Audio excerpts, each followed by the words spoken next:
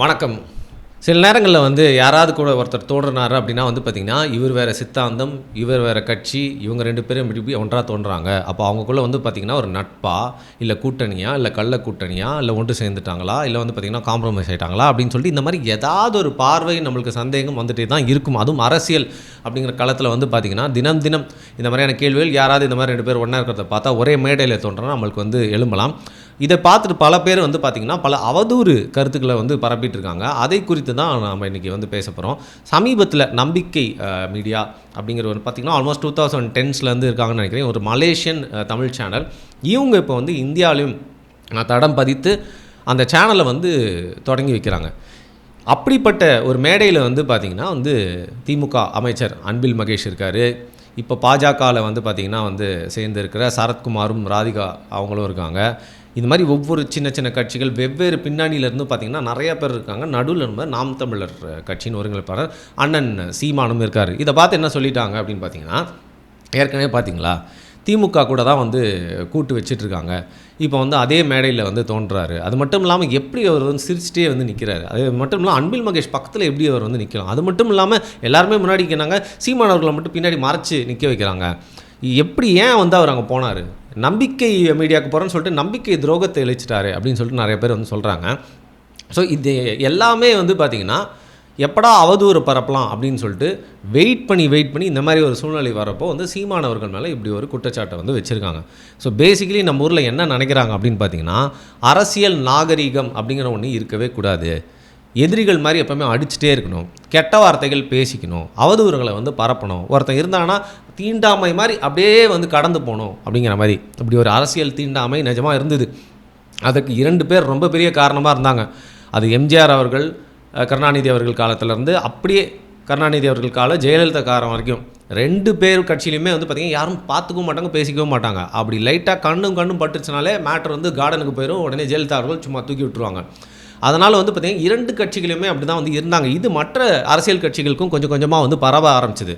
அப்படி பரவன அந்த ஒரு பழக்கம் வந்து பார்த்திங்கன்னா இப்போ வந்து தவறான கலாச்சாரத்தில் வந்து பார்த்திங்கன்னா தவறான பழக்கங்கள் ஒரு 2 தலைமுறையில் வந்து கடைபிடிச்சிட்டாங்க அப்படின்னா அதை வெளில எடுக்கிறது எராடிகேட் பண்ணுறதுக்கு கொஞ்சம் டைம் ஆகும் இல்லையா?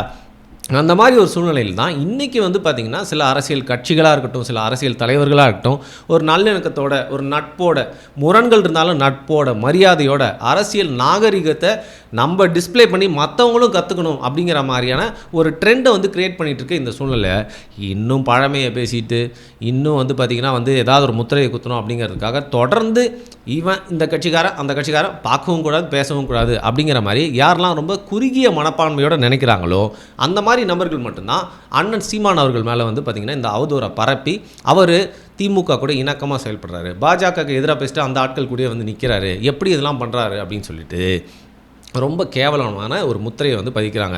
அங்கே போய்ட்டு அவர் பேசின விஷயமும் என்னென்னு பார்த்தீங்கன்னா வந்து மீடியா அப்படிங்கிறது ஒருத்தன் கையில் மட்டும் இருக்கக்கூடாது, எல்லா மக்களுக்கும் மீடியா இருக்கணும், அது வந்து ஒரு பொதுவானதாக இருக்கணும். அப்புறம் வந்து எல்நிலை மக்களும் வந்து பார்த்திங்கன்னா ஒரு மீடியாவை தொடங்கி ஒரு கட்சியோ இல்லை ஒரு குறிப்பிட்ட அவர் என்ன மீன் பண்ணுறாருன்னா ஒரு குறிப்பிட்ட குரூப் கிட்ட மட்டுமே மீடியாவை போகக்கூடாதுன்னு சொல்லிட்டு என்னை பொறுத்த வரைக்கும் இன்டெரக்டாக ஒரு திமுகவை விமர்சித்த மாதிரியே இருந்துச்சு அப்படின்னு கூட வந்து வச்சுக்கோங்களேன். அப்படி வந்து பேசிட்டு வராரு. அங்கே வந்து பார்த்திங்கன்னா யாருக்குமே வந்து சப்போர்ட் பண்ணி பேசாமல் அந்த இடத்துல போய்ட்டு ஒரு வாழ்த்துக்கள் தெரிவிக்கிறது மட்டும் இல்லாமல் உலகத்தமிழர்கள் அனைவருக்கும் வந்து பார்த்திங்கன்னா ஒரு மீடியா வர்றப்போ வந்து அதில் நிறைய அரசியல் கட்சிகள் ரெப்ரசன்டேஷனில் அவரும் அங்கே வந்து கூப்பிட்டுருக்காரு அப்படின்னு தான் வந்து நம்ம வந்து பார்க்கணும். ஏன் நான் இதெல்லாம் வந்து சொல்கிறேன் அப்படின்னா, இன்றைக்கி சீமானவர்கள் அந்த இடத்துக்கு போயிருக்காரு, அழைப்பின் பேரில் வந்து போயிருக்காரு, நாகரிகமாக அங்கே போயிட்டு வந்து நம்பிக்கை மீடியாக்காக பேசிட்டு வந்திருக்காரு அப்படிங்கிறத நம்ம கரெக்டாக புரிஞ்சுக்கிறோம்ல. ஆனால் சில வன்ம குடன்கள் என்ன பண்ணுறாங்கன்னு பார்த்தீங்கன்னா, எப்படி அண்ணன் சீமானவர்களை பார்த்து எதிரிகள் ஹைனாக்கள்லாம் வந்து பார்த்திங்கன்னா ஹைனாக்கள் மட்டும் இல்லை, இன்னும் நிறைய பேர் இன்றைக்கி வந்து அரசியல் கற்றுக்காமலே அரசியலில் குதிச்சாடிட்டு இருக்க நிறைய பேர் வந்து அவதூறுகளை பரப்புகிறாங்களோ அதே மாதிரி இன்னும் சில தமிழ் தேசியவாதிகள் இருக்காங்க. அதாவது அவங்க நாம் தமிழர் கட்சி கூட இணைந்து பயணிக்கலைனாலும் தமிழ் தேசிய அரசியலை விட்டு விலகாமல் நம்மளுடைய இனமாக, நம்மளுடைய சொந்தமாக, நம்மளுடைய சகோதரராக சில முரண்கள் இருந்தாலும் வந்து பார்த்திங்கன்னா தமிழ் தேசியத்தில் பயணிக்கக்கூடிய சிலர்கள் மேலே அவதூறு ஆபாசம். இவனும் போயிட்டு ஒரு ரெஸ்டாரண்ட்டில் உட்காந்து சாப்பிட்டாங்க, அதனால் வந்து இந்த கட்சிக்கிட்ட வந்து காசு வாங்கிட்டாங்க, அவன் பேர் ஃபோட்டோ போட்டிருக்கான், அதனால் இவங்க வந்து பார்த்திங்கன்னா தமிழ் தேசியத்துக்கு எதிராக வந்து செயல்படுறாங்க, தமிழின துரோகி அப்படின்னு. முதல்ல தமிழின துரோகியா இல்லை தமிழின தியாகியா அப்படிங்கிறத சர்டிஃபிகேட் கொடுக்கறதுக்கு எங்கே ஆஃபீஸ் இருக்குது? யார் இது அதிகாரம் வச்சுருக்கா? யார் இதெல்லாம் பண்ணுறா அப்படின்னு கேட்டால் தான் நம்மளுக்கு தெரியல. அப்படி இருக்கிறப்போ நம்ம இனத்துக்காரன், நம்ம சொந்தக்காரன், எதிரிகள் கூட சண்டை போடாமல் தொடர்ந்து நம்ம சகோதரங்கிட்டே வந்து சண்டை போட்டுட்ருக்குமே, அதுவும் என்ன மாதிரியான சண்டை அப்படின்னு பார்த்தீங்கன்னா, ஆபாசம், அவதூறு, பேசிக்லி ஃபேக் ஐடி அரசியல். எப்படி அண்ணன் சீமானவர்கள் மேலே சில பேர் ஒரு முத்திரையை வந்து குத்தி பொய்யா அவரை காட்ட நினைக்கிறாங்களோ, அதேமாதிரி சக தமிழ் தேசியவாதிகள் எல்லா கருத்துக்களும் நம்ம சொல்கிற மாதிரியே ஒரு நரேஷனில் இருக்கணும், அதற்கு வந்து உடன்பட்டு போகல அப்படின்னா அவங்கள ஒதுக்கி வைக்கிறது மட்டும் இல்லாமல், அவங்க மேலே வந்து பொய்யான குற்றச்சாட்டு காசு வாங்கிட்டாங்கன்னு சொல்கிறது மட்டும் இல்லாமல், அவன் யார் கூட சேர்ந்தாலும் வந்து பார்த்திங்கன்னா, யார் கூட சேர்ந்து உட்கார்ந்துருந்தாலும் வந்து பார்த்திங்கன்னா அவங்க கூட சேர்ந்துட்டு வந்து வேலை பண்ணுறாங்க தமிழ் தேசியக்கு எதிராக அப்படின்னு சொல்லி அவனை துரோகி மாதிரியே காட்டுறது. சரி, இது ஒரு லெவலில் போய் நின்றுச்சான்னு பார்த்தீங்கன்னா, அதற்கப்புறம் வந்து அவதூறுகள், இந்த மாதிரியான அவதூறுலாம் வந்து பார்த்திங்கன்னா வந்து ஃபோட்டோ மார்க் பண்ணி போடுறது. அப்புறம் ஆபாசம் அந்த லெவலுக்கு போயிடுது. எந்த மாதிரியான ஆபாசம் வந்து பார்த்திங்கன்னா வந்து அந்த மார்ஃபிங்லேயே வந்து பார்த்திங்கன்னா அசிங்கமாக உருவக்கேலி பண்ணுற மாதிரி வந்து போடுறது. அதாவது ஏதாவது கேள்விகள் கேட்கப்பட்டுச்சு சமூக வலைத்தளங்கள் அப்படின்னு பார்த்தீங்கன்னா வந்து கீழே வந்து ரொம்ப ஆபாசமான கொச்சையான வார்த்தைகள் மூலயமா வந்து பதிலளிக்கிறது. இதெல்லாம் இந்த ட்ரெண்ட்லாம் யார் இவ்வளோ நாள் பண்ணிட்டு இருந்தாங்கன்னா, திராவிட கட்சிகள் குறிப்பாக வந்து திமுக சார்ந்தவங்க வந்து பண்ணிட்டு இருந்தாங்க.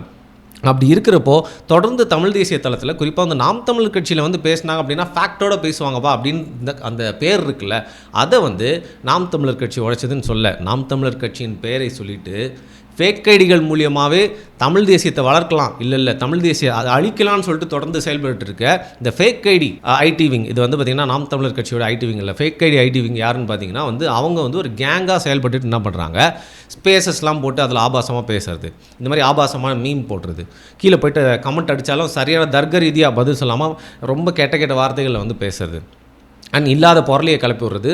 இப்போ அதெல்லாம் உச்சத்துக்கு போயிட்டு வந்து பார்த்திங்கன்னா ஃபேமிலியில் இருக்க யாராவது ஒருத்தரை பற்றி அவங்களுடைய ஃபோட்டோவை போட்டு அதற்கு வந்து ஒரு ஆபாசமான ஒரு கருத்தை சொல்லி அந்த ஃபேக் ஐடி கேங்குள்ளேயே வந்து பார்த்திங்கன்னா அவங்களுக்குள்ளேயே சொல்லி வச்சுட்டு எல்லாருமே டேக் பண்ணி கீழே வந்து அந்த ஃபோட்டோவுக்கு ஹஹா போடுறது, அசிங்கமாக கமெண்ட் பண்ணுறது, அதை வந்து ப்ரொமோட் பண்ணுறது, ரீபோஸ்ட் பண்ணுறது, இது ட்விட்டரில் வந்து கொடூரமான லெவலில் வந்து நடந்துகிட்டு இருக்குது. இதெல்லாம் பண்ணுறதன் மூலயமா ஒரு கட்சியின் பெயர் மட்டும் இல்லாமல் தமிழ் தேசியம் அப்படிங்கிற அரசியல் பேரையே வந்து பார்த்திங்கன்னா ஒரு கேவலமான பழி விழுகுது அப்படிங்கிறத புரியாமல் நமக்குள்ளேயே வந்து பார்த்திங்கன்னா இந்த மாதிரி ஊடுருவிகள் நிறைய பேர் வந்து தமிழ் தேசியத்தின் ஒரு அழிவு பாதைக்கு கொண்டு போகிறதுக்கான ஒரு முக்கியமான காரணமாக இருக்காங்க அப்படிங்கிறது தான் ரொம்ப வருத்தமாக இருக்குது. வீட்டில் இருக்க பெண்களோட ஃபோட்டோவை போட்டு ஆபாசமாக ஒரு கதையை சொல்லி அதுக்கு கீழே வந்து கமெண்ட் போட்டு என்ன பண்ணுறாங்க, நம்ம உடனே வந்து இது மாதிரிலாம் பண்ணுறாங்களே, ஏன் இப்படிலாம் பண்ணுறீங்க, தமிழ் தேசியத்துக்கு அசிங்கம் இழுக்கு அப்படின்னு சொல்லிட்டு ஒரு நியாயமான முறையில் நம்ம ஒரு கேள்வியை கேட்டால் அதுக்கு என்ன திரும்ப பண்ணுறது, உடனே அதுக்கு டக்குன்னு ஒரு ஐடி வரும். அவரும் பார்த்திங்கன்னா தமிழ் தேசியவாதி, தமிழ் தேசியத்தை பற்றி வந்து பேசக்கூடிய நாம் தமிழர் கட்சியோட ஆதரவாளர் அப்படிங்கிற மாதிரி காட்டிட்டு என்ன பண்ணுவார், இந்த குரூப் கூட சேர்ந்து இயங்குறோம் அப்படிங்கிற மாதிரி இல்லாமல் அவர் வந்து பொதுவானவர் அப்படிங்கிற மாதிரி ஒரு கமெண்ட் போடுவார்.